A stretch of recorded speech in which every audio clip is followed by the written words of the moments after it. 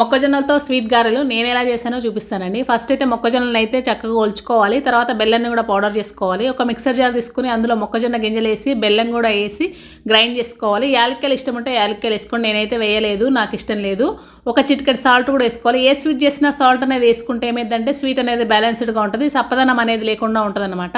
అందుకనే వేసుకోవాలి. నేనైతే ఇలా గారెల్లాగా వేసుకుంటున్నాను కదా, మీరైతే బూరెల్లాగా కూడా వేసుకోవచ్చు. అంటే ఎవరిష్టం వాళ్ళది. నాకు ఇలా హోల్ పెట్టి చేస్తేనే బాగుంటుంది, నాకు గారెలు తిన్న ఫీలింగ్ వస్తుంది, అందుకే నేను ఇలా చేసుకుంటాను.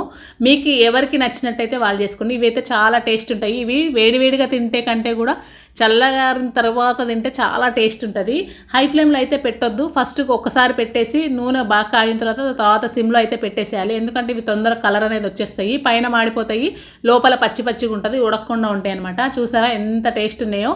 ఇంకా చల్లారిన తర్వాత తింటే ఇంకా చాలా చాలా టేస్ట్ ఉంటాయి. వీడియో చూసి అలాగే వెళ్ళిపోకుండా నచ్చినట్టయితే ఒక లైక్ అయితే ఇవ్వండి. Thank you for watching. By by.